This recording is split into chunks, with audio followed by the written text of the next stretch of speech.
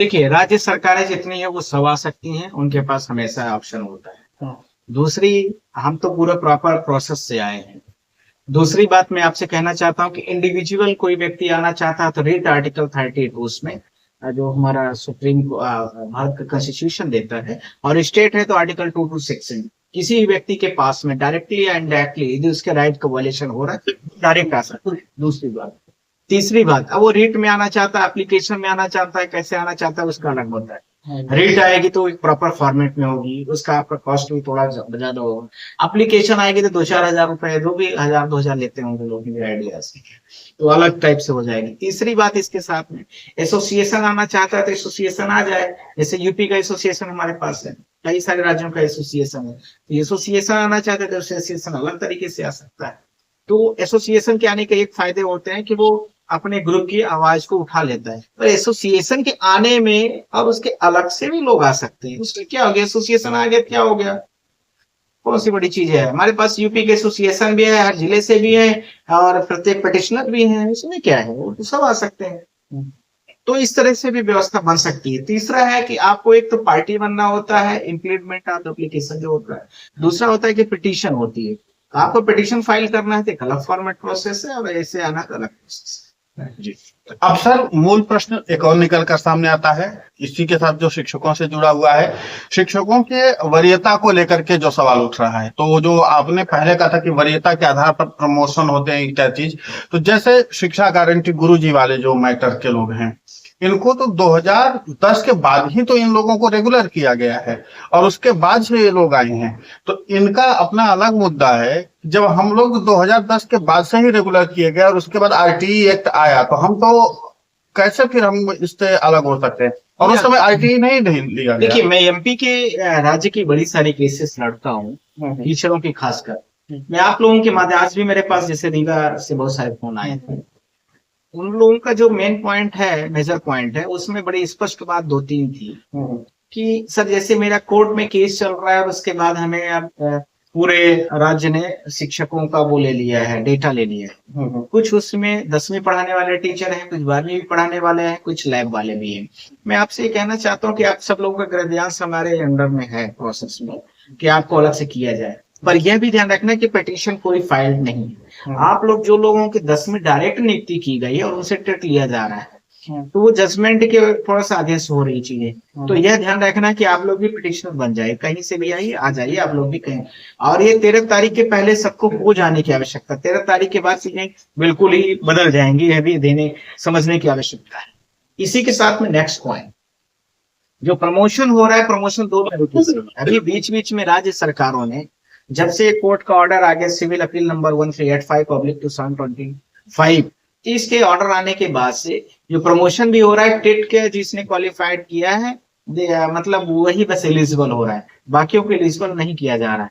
तो इस चीज को भी लेकर के पिटिशन में आ जाइए आप लोग। यदि आना चाहते हैं तो किसी भी वकील को करके आप कर सकते हैं, उसमें कोई बड़ा विषय नहीं है कि हमारे पास आए या फिर उनके पास आए। हमारा तो थोड़ा दूसरे सिद्धांत से काम है, तो इस तरीके से भी आप लोग कर लीजिए उसको, तो इस तरीके से हो सकता है और अच्छा हो जाए। और जब पिटीशन रहेगी तो ही ऑर्डर भी मिलेगा। मैं पहले से बताया दे रहा हूँ, कोर्ट स्पष्ट कर देती है कि मिश्रा जी आपके प्रेयर में तो ये लिखा ही नहीं है, आपके पिटीशन का ये तो भाग ही नहीं है, तो फिर वो जजमेंट भी नहीं देती है, बोलते हैं कि जो वो आएगा तुम देखेंगे, तो फिर आप लोगों का काम लटक जाएगा। मैं सबको बड़ा स्पष्ट कर रहा हूँ, क्योंकि प्रेयर जितनी लिखी होती है हर पिटीशन में, अभी तो हम लोगों की प्रेयर ये थी कि इसको तुरंत नलवाइड किया जाए। दूसरा ये थी कि हमें रिव्यू पिटीशन में ओपन हियरिंग के लिए दिया जाए, वो हो गए, ओपन हियरिंग का अलाउड हो गए, एक पिटीशन का प्रेयर बच रहा है। तो ये विभिन्न जो बिंदु आपके हैं, उन बिंदुओं को लेकर के मैं बोल रहा हूँ कि जो 10वीं तक का टीचर है, जो प्रमोशन लेवल पर बात कर रहा है, वो सारे लोग जो है तो उसको करें, उसको अलग से करे, अलग पिटीशन फाइल कर ले, अलग पिटीशन जाएगी। ध्यान रखना, क्योंकि अभी तक की जितनी पिटीशन फाइल्ड है वो अलग हिसाब से थी कि ओपन हियरिंग के लिए किया जाए, ये सब हमें रिव्यू में भी लिया जाए। और अब जो आएगी सारी चीजें, वो ये आएगी कि हम टीचर हैं, हम 10वीं वाले टीचर हैं, हमारा जो अपॉइंटमेंट हुआ था वो 2000 मान लीजिए 1998 में हुआ है, अब हमको जो है तो टेट के लिए बोला जा रहा है, तो ये लोग अलग आ जाए। दूसरी, जो लोग नेट जेआरएफ वाले हैं, पॉइंट्स तो मैंने पिटीशन में दे दिया है, पर उनकी सेपरेट बात नहीं है, सेपरेट पिटीशन नहीं है, यह भी ध्यान रखने की आवश्यकता है। जो जम्मू कश्मीर वगैरह से हमारे बहुत सारे फ्रेंड वगैरह हमसे बोलते हैं, मैं सबको ऑफिशियली इसी से रिप्लाई भी दे रहा हूँ। तीसरा, जो लोगों का और भी ग्रेवियांस है कि हम फिजिकली डिसेबल्ड है, हार्ट की पर सर्जरी है या कुछ बड़े बड़े इश्यूज हैं, हाँ मैंने देखा है, विकलांग है, किसी का हस्बैंड छोड़ दिया, बेचारी विधवा हो गई है, कोई किसी तरह से किसी की अलग अलग समस्याएं, एज जब 55 के राउंड में है, बच्चे नहीं है किसी के पास, या कुछ भी है, तो थोड़ा सा हमारा साथ करना रहे। आप लोग भी अपने बिंदुओं के साथ में अलग अलग तरीके से सब लोग फाइल करिए, हमारा ये इशूज है, हमारा ये इशूज, जितने मल्टीपल होंगे उतने ही सारी चीजों पर कोर्ट चारों तरफ से जब घिर जाती है तो कई बार सोचती है कि यार कुल मिला के हमारा जजमेंट ही कहीं सुधार करने की आवश्यकता है। अब इन लोगों की समस्याएं अलग अलग हैं, तो वो किया जा सकता। सर, जजमेंट में सुधार करने की गुंजाइश तो है, लेकिन अब इस सुधार की गुंजाइश का प्रोसेस कैसे शुरू होगा वो शिक्षक जानना चाह रहे थे, क्योंकि प्रोसेस में ये है कि उनको आगे जो है परीक्षा देनी है और परीक्षा की टेंशन है। हालांकि कुछ राज्य सरकारों ने स्पष्ट करना शुरू कर दिया है, जैसे अंडमान निकोबार द्वीप समूह या मध्य प्रदेश सरकार की तरफ से डीपीआई विभाग की तरफ से कहा गया है कि अभी फिलहाल कोई परीक्षा का नोटिफिकेशन जारी नहीं किया गया है, लेकिन ये सब कुछ अभी के वक्त को देखा गया। अगर 13 मई को कर्मचारियों के हित में कोई फैसला सुप्रीम कोर्ट से नहीं आता है तो सरकारें आगे फिर अपनी ही तलवार तेज कर सकती हैं। नहीं, ये बात तो बिल्कुल ठीक कह रहे हैं जो आप कह रहे हैं। जैसे सुप्रीम कोर्ट मान लीजिए 13 तारीख को नहीं सुनवाई करती, एक ऑप्शन यह है, 13 तारीख को नहीं सुनवाई की, कह दी कि नहीं मैं बहुत बिजी हूँ, मैं अब बाद में सुनूंगा। जब बाद में सुनूंगा, अब ध्यान रखना है कि 1 जून से कोर्ट बंद हो जाएगी, 12 जून 13 जून तक कोर्ट, मतलब फिर उसके बाद 13 जुलाई को कोर्ट खुलेगी, तो फिर आपको 1.5 महीना पूरा टाइम खत्म हो गया। और कोर्ट यह कह भी दे सकती है कि अभी हमने उसको देख लिया, पिटीशन में ऐसे अर्जेंसी कुछ नहीं है, एग्जाम देने दीजिए, क्या दिक्कत है, एग्जाम दे देने की क्या दिक्कत है। इसके लिए हम लोग पूरी तैयारी पर हैं पहले से, ऐसा नहीं है।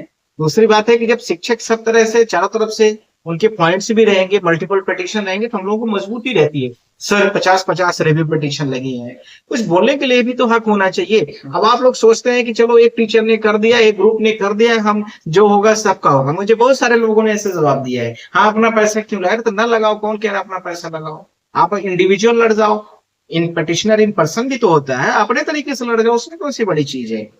अपने तरीके से पिटीशन बना के फाइल कर दीजिए, आप लोग अपना लड़ लीजिए, जो उसकी कोर्ट फीस वगैरह होगी, जो उसका फॉर्मेट होगा वो कर लीजिए, उसमें क्या दिक्कत है। मत करिए वकील वकील किसी को। यदि आप लोगों को 70,000 80,000 रुपए तनख्वाह मिल रही है, उसके बाद आपको दिक्कतें हैं, है ना, तो आप मत चलिए, उसमें कौन सी बड़ी चीज।